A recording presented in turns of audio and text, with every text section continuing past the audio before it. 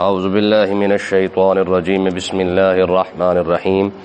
Islam in our life یہ ایک اسلامی یوٹیوب چینل ہے جس پہ مفتی سجاد حسین قادری صاحب روزانہ درس قرآن پاک ترجمہ اور تفسیر بیان فرماتے ہیں۔ اس چینل کی ویڈیو کو لائک، چینل کو سبسکرائب اور بیل آئیکن کو پریس کر کے اور ویڈیوز کو دیکھ کے آپ اپنی دنیا اور آخرت کو سنوار سکتے ہیں۔ لقد من اللہ علی المؤمنین اذ بعث فیہم رسولا من انفسہم یتلو علیہم آیاتہ ویزکیہم ویعلمہم الکتاب والحکمہ وَإِن كَانُوا مِن قَبْلُ لَفِي ضَلَالٍ مُبِينٍ۔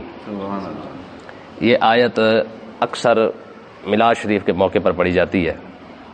اکثر آپ سنتے ہیں کہ جب جلوس محفلیں وغیرہ ہوتی ہیں تو اس وقت یہ آیت پڑھتے ہیں، جی لقد من اللہ علی المؤمنین۔ مزیداری کی بات یہ ہے کہ یہ آیت اللہ تبارک و تعالی نے میدان جہاد کے اندر اتاری ہے، یعنی غزوہ احد کی بات ہو رہی ہے، اور اس احد کے غزوے کے درمیان میں ہی اللہ تبارک و تعالی نے یہ آیت نازل فرمائی ہے۔ وجہ کیا ہے؟ پیچھے ہم پڑھ آئے ہیں کہ مسلمانوں کا جو نقصان ہوا تھا تو اللہ تبارک و تعالی نے بھی معاف فرما دیا، اور اللہ تبارک و تعالی نے فرمایا محبوب آپ بھی نے معاف فرما دیں۔ تو یہ ساری بات چلتی آ رہی ہے تو اللہ تبارک و تعالی نے ارشاد فرمایا لقد من اللہ علی المؤمنین، تحقیق اللہ تبارک و تعالی نے مومنوں پر احسان فرمایا، اذ بعث فیہم رسولا من انفسہم، جب اس نے انہی میں سے ایک رسول کو بھیجا ہے۔ ٹھیک ہے، یعنی احسان کیا ہے کہ اتنے بڑے نقصان کے باوجود بھی آقا علیہ الصلوۃ والسلام نے کسی صحابی کو اس کے ساتھ کوئی ناراضگی کا اظہار نہیں کیا، کسی کے ساتھ یہ نہیں فرمایا تیری وجہ سے یہ ہوا ہے، یہ تمہاری اس خطا کی وجہ سے یہ سب کچھ ہوا ہے۔ فرمایا یہ اللہ تبارک و تعالیٰ کا احسان ہے، رب نے اتنا نرم دل اور اتنا رحیم نبی جو ہے وہ تمہیں عطا فرما دیا ہے۔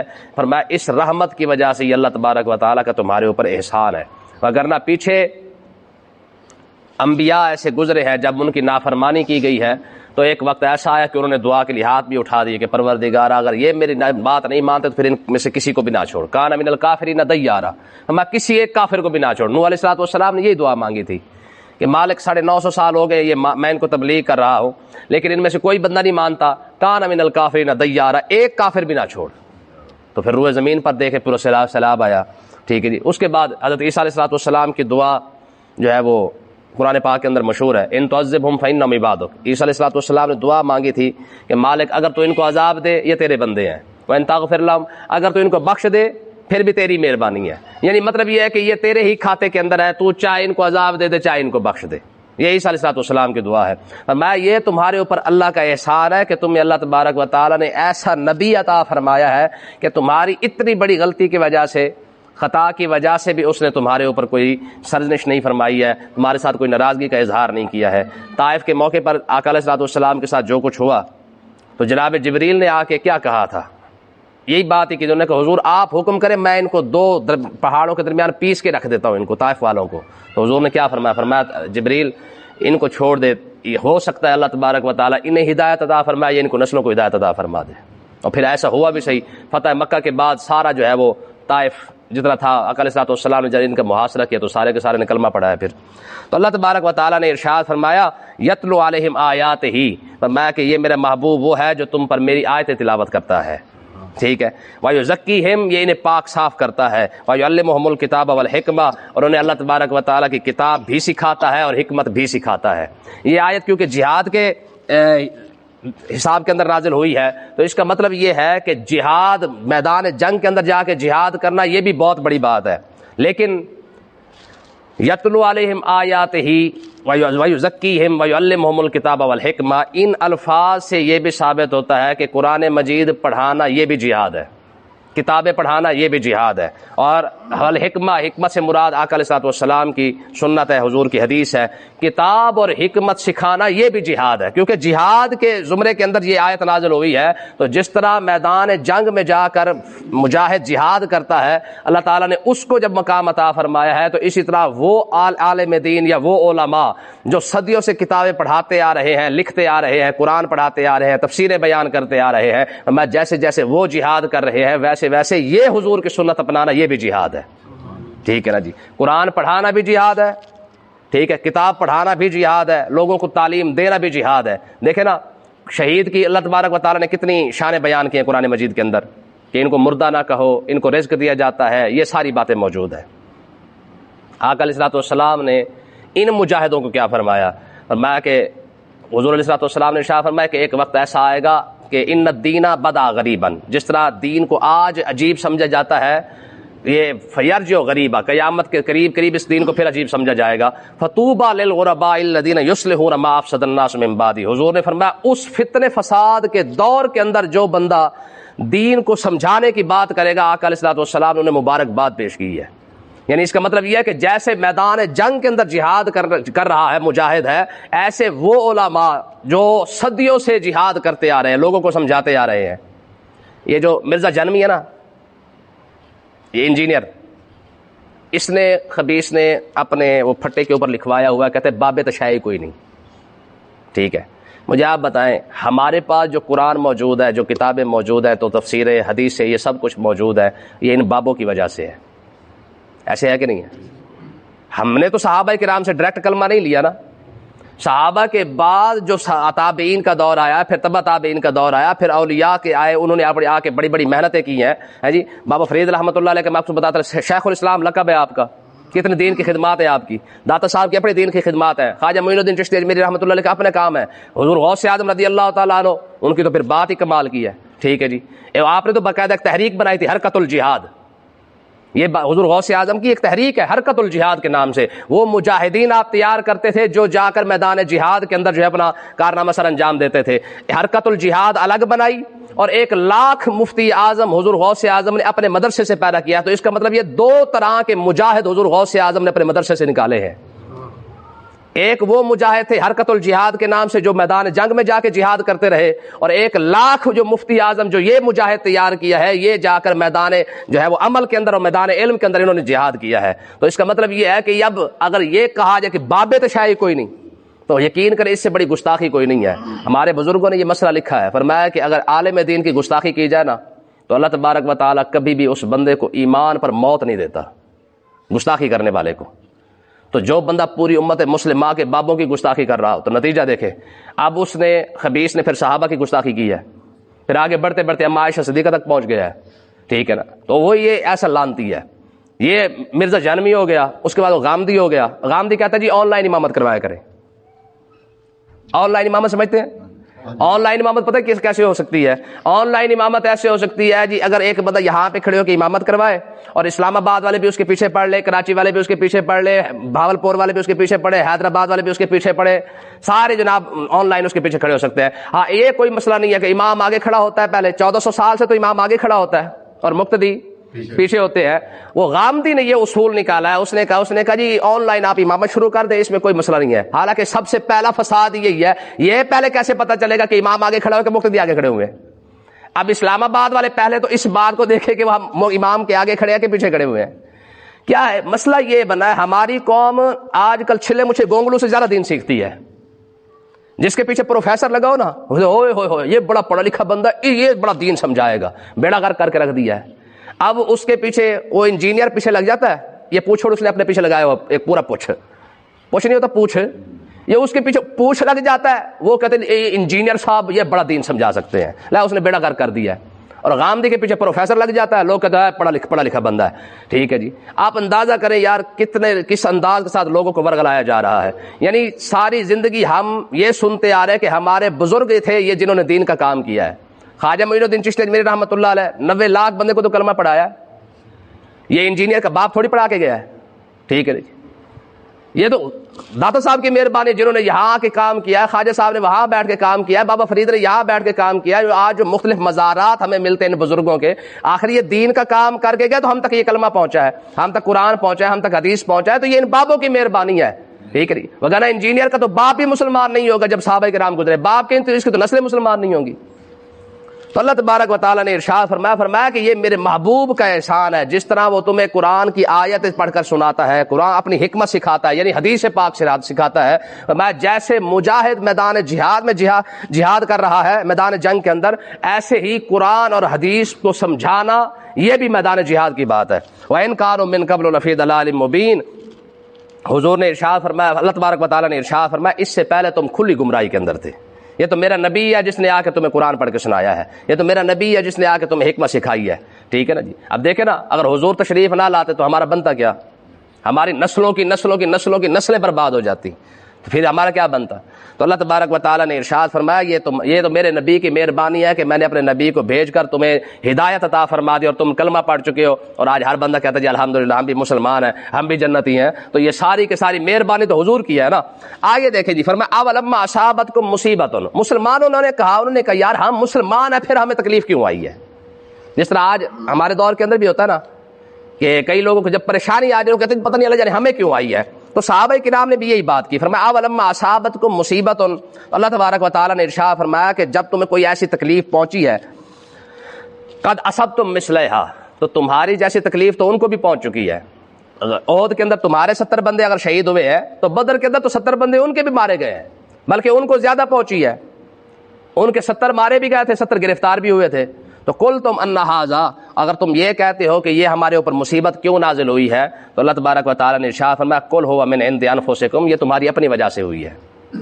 آپ کو یاد ہوگا کہ حضور علیہ الصلوۃ والسلام نے ارشاد فرمایا تھا کہ میدان احد میں جانے سے پہلے مدینہ کے اندر مشورہ کیا تھا بھی یہاں لڑنا چاہیے یا باہر نکل کے لڑنا چاہیے؟ تو صحابہ کرام نے کہا تھا جی باہر نکل کے لڑنا چاہیے۔ ٹھیک ہے جی، تو پہلی بات تو یہ تھی کہ جب تم باہر نکلنے پر راضی ہو گئے تو یہ تمہارا پہلا مسئلہ تھا۔ دوسری بات، جب حضور علیہ الصلوۃ والسلام نے 50 بندے مقرر کر دیے تھے کہ تم نے اس پہاڑ سے نہیں اترنا ہے، تم وہاں سے بھی اتر آئے، تو فرمایا کہ یہ جو مصیبت تمہارے اوپر نازل ہوئی ہے نا، تمہارے 70 بندے جو شہید ہوئے ہیں یہ کہیں اور سے نہیں ہوئے، فرمایا یہ تمہاری اپنی ہی کی ایک وجہ سے ہے۔ اگر تم حضور علیہ الصلوۃ والسلام کی نافرمانی نہ کرتے، حضور کے حکم کے اندر جو ہے وہ تم اختلاف نہ کرتے، تو تمہارے 70 بندے شہید نہ ہوتے۔ ان اللہ علی کل شیء قدیر، بے شک اللہ تعالیٰ جو چاہتا ہے وہ کرتا ہے۔ وما اصابکم یوم التقى الجمعان، فرمایا جس دن تمہیں مصیبت پہنچی ہے، یعنی جو تمہیں مصیبت پہنچی ہے جس دن دو جماعتیں اکٹھی ہوئی، یعنی کافروں کی اور مسلمانوں کی، فرمایا فباذن اللہ، یہ اللہ کے حکم سے اکٹھی ہوئی ہیں۔ ٹھیک ہے نا، رب بھی چاہتا تھا کہ دونوں کافر اور مسلمان آمنے سامنے آ جائے، وَلِيَعْلَمَ الْمُؤْمِنِينَ، اور اللہ تعالیٰ نے مومنوں کی پہچان کروا دے۔ مومنوں کی میدان جنگ کے اندر ہی پتہ چلتا ہے کہ مومن کون ہے اور منافق کون ہے۔ ویسے تو ہر بندہ نعرہ لگا ہی لیتا ہے نا جی الحمدللہ ہم بھی مسلمان ہیں۔ وہ مجنو کو پتہ چلا کہ وہ شہر کے اندر بیٹھا تھا، تو وہ لیلا کی جو لونڈی تھی نا، اس نے جا کے بتایا، اس نے کہا کہ تیرا مجنو جو ہے وہ شہر کے اندر آیا ہوا ہے، ٹھیک ہے کوئی اس کو پیغام بھیجنا ہو تو بھیج دے۔ تو لیلا نے حلوہ بنا کر جو ہے اس نے کہا جا میرے مجنو کو دے آ۔ تو جب وہ دینے کے لیے آئی تو بازار کے اندر اس نے کہا بھی مجنو کون ہے، کیونکہ پلیٹ کے اندر لنگر شریف موجود تھا، سارے شہر والوں کو نے کہا ہم مجنو ہیں۔ اس نے تھوڑا تھوڑا کر کے سب کو دے دیا، دے کے واپس گئی تو اس نے کہا لیلا افسوس، ٹھیک ہے یہ بات سچی یا جھوٹی بات کا مسئلہ ہے یہ، لیکن اس کے اندر سبق موجود ہے۔ اس نے کہا لیلا بڑے افسوس والی بات ہے، تو کہتی تھی کہ تیرا ایک مجنو ہے، یہاں تو تیرے جو ہے 1000 خریدار کھڑے ہوئے ہیں۔ اس نے کہا تجھے غلط فہمی ہوئی ہے، تو غلط لوگوں کے ہاتھ چڑھ گئی ہے۔ انہوں نے کہا جی کیسے؟ انہوں نے کہا کیا کریں گے، کیا لے کے گئی؟ انہوں نے کہا جی میں تو لنگر لے کے گئی تھی، ساروں نے کہا جی ہم مجنو ہیں، سب نے لے لیا۔ اس نے کہا یہ چھری پکڑ، یہ پلیٹ بھی پکڑ، اور اسے جا کے کہا جو میرے مجنو ہے نا، انہیں کہا لیلا کو نا تمہارے جسم کی ایک بوٹی کی ضرورت پڑ گئی ہے۔ ٹھیک ہے، تو لیلا کو تمہارے جسم کی ایک بوٹی کی ضرورت ہے تو دے دو۔ جب لیلا گئی دوبارہ، وہ لیلا کی لونڈی گئی نا دوبارہ بازار کے اندر، چھری بھی تھی اور پلیٹ بھی تھی، تو پھر سارے جو ہے وہ منہ اٹھا کے کھڑے ہوئے تھے۔ انہوں نے کہا بلے بلے بھی دوبارہ لنگر آ گیا ہے۔ اس نے کہا مجنو کون ہے؟ سب نے ہاتھ کھڑا کر ہم۔ انہوں نے کہا لیلا کہہ رہی ہے مجھے ایک بوٹی کی ضرورت ہے تمہارے جسم کی۔ ٹھیک ہے، پھر جوتیاں نظر آئی ہیں، بندہ کوئی نظر نہیں آیا۔ ٹھیک ہے جی، بازار خالی۔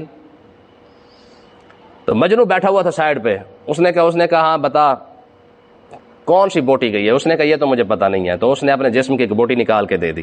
اگرچہ یہ واقعہ صحیح نہیں بھی ہو سکتا، لیکن سوال بتانے کا مقصد یہ ہے کہ میں پتہ تو چلتا ہے نا تکلیف کے اندر۔ تو اللہ تبارک و تعالیٰ نے یہی بات ارشاد فرمائی ہے، فرمایا رب نے کافروں اور مسلمانوں کو اکٹھا کیوں کیا ہے، بدر کے اندر بھی اور احد کے اندر بھی؟ اس کی وجہ صرف اور صرف یہ ہے وَلِيَعْلَمَ الْمُؤْمِنِينَ، اللہ تعالیٰ چاہتا ہے کہ مومنوں کی اور منافقوں کی پہچان ہو جائے ایک بار۔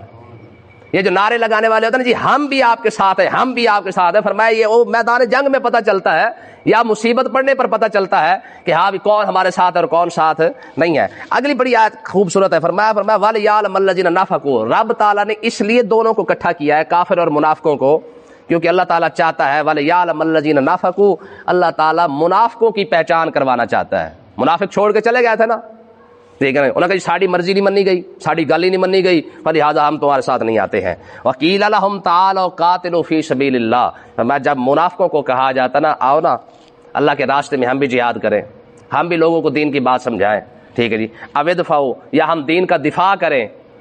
قالوا لو نعلم، یار یہ بڑے الفاظ بڑے کمال کے ہیں. کہتے کیا ہے؟ کہتے لو نعلم قتالا لاتبعناکم. یہ الفاظ دیکھیں بڑے غور سے سنیں. وہ کہتے لو نعلم قتالا، اگر ہمیں جنگ کرنے کا طریقہ آتا تو لاتبعناکم، ہم بھی تمہارے ساتھ ہوتے. ہمیں تو طریقہ ہی کوئی نہیں آتا، ہم تو شودے لوگ ہیں، ٹھیک ہے نا. یہ بات آج کے دور کے مطابق بالکل برابر ہے، ٹھیک ہے جی. جب آپ لوگوں کو کہیں گے نا یار ہمارے ساتھ مل کے دین کا کام کرو، تو لوگ کہتے ہیں جی ہمیں تو والی کوئی نہیں، ہمیں تو طریقہ ہی کوئی نہیں آتا ہے.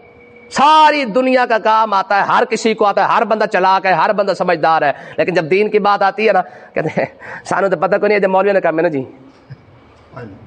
ٹھیک ہے. مجھے بتایا مولویوں کا کلمہ اور ہے، عوام کا کلمہ اور ہے. جب بات دین کی آ جاتی کہتے ہیں یہ مولویوں کا کام ہے، ٹھیک ہے. یہ الفاظ کہنے والا کہتے ہیں جی ہمارا تو کام ہی کوئی نہیں، ہمیں تو والی کوئی نہیں، ہمیں تو طریقہ ہی نہیں آتا. یہ بات کرنے والے سب سے پہلے منافق تھے. کیوں جی؟ لنگر کھانے کا پتہ ہے اور جہاد کرنے کا پتہ کوئی نہیں ہے، دین کا کام کرنے کا پتہ کوئی نہیں ہے. جیسے خدا کا رزق کھا رہے ہیں، جیسے نبی کے صدقے آج ہمارا بوتھا شریف موجود ہے، ٹھیک ہے، جب اس کا کام کرنے کی بات کرتے ہیں ہمیں تو طریقہ ہی نہیں آتا ہے. ہمارے ایک بزرگ تھے، انہیں ڈاکٹر نے مشورہ دیا، انہوں نے کہا جی آپ نے نا 4 دن نماز نہیں پڑھنی ہے، کیونکہ نماز پڑھنے کے لیے وضو کرنا پڑے گا، تو آپ نے وضو نہیں کرنا، ٹھیک ہے جی. اب اس کے لیے شام کو روٹی لے کے آئے، انہوں نے کہا میں نہیں کھاتا. صبح لے کے آئے، انہوں نے کہا میں نہیں کھاتا. لوگوں نے کہا ویسے بابے کی طبیعت ٹھیک نہیں ہوگی تا کر کے نہیں کھا رہا. 2 دن گزر گئے، بابا روٹی نہ کھائے. اور تیسرے دن نا سارے کٹھے ہو گئے، بھی خیر ہو بابے سے پوچھے تو صحیح کہ یار بابا روٹی کیوں نہیں کھاتا. تو بابے سے پوچھا گیا، انہوں نے کہا بھی آپ روٹی کیوں نہیں کھاتے. انہوں نے کہا یار بات سنو، ڈاکٹر نے مجھے منع کیا کہ تو نے نماز نہیں پڑھنی ہے، جب میں اس کی عبادت نہیں کر سکتا پھر میں اس کا رزق کیسے کھاؤں. کیوں جی؟ جب میں اس کی عبادت ہی نہیں کر سکتا پھر میں اس کا رزق کیسے کھا لوں، ٹھیک ہے نا جی. تو یہ آج کے دور میں نا ہر مرد خواتین کو سوچنا چاہیے کہ یار جب ہم اس کا کام نہیں کر سکتے تو ہمیں نخرے دکھانے کی ضرورت بھی، ہاں نخرے دکھائے نا تو پھر داتا صاحب دکھائے، نخرہ دکھایا تو خواجہ معین الدین دکھائے، نخرہ دکھایا تو تابعین دکھائے، تبع تابعین دکھائے، صحابہ دکھائے، جنہوں نے دین کا کام بھی کیا ہے، ان کا نخرہ بنتا بھی ہے، ہمارا نخرہ بنتا ہے.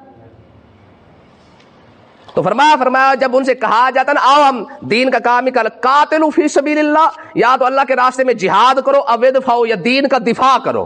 کیسے 2 الفاظ ہیں، دونوں الفاظ غور کرنے والے ہیں. فرمایا جب انہیں کہا جاتا ہے آؤ دین کا دفاع کر لیتے ہیں، لوگ دین پر حملہ کر رہے ہیں، ہم امن والے مسلمان بن کے بیٹھے ہیں. آج دیکھ رہے ہیں نا فلسطین کے اندر کیا ہو رہا ہے، مسجد اقصی کے ساتھ کیا ہو رہا ہے. کسی ایک کے اندر غیرت جاگی ہے، کسی ایک مسلمان ملک کے اندر سوال ہی پیدا نہیں ہوتا ہے، ٹھیک ہے، کیونکہ ایٹمی بم جو ہے ہم نے رکھا ہوا ہے اینٹ کا جواب پتھر پہ دینے کے لیے، ٹھیک ہے نا، وہ ہم نے سنبھال کے رکھا ہے. انشاءاللہ شبرات کے کوئی شبرات آئے گا پھر اس پہ ایٹم بم چلایا کریں گے، کیونکہ شبرات کے اندر ایٹم بم رکھے ہیں نا ہم نے، یہ جو میزائل شزائل رکھے ہوئے ہیں، ٹھیک ہے.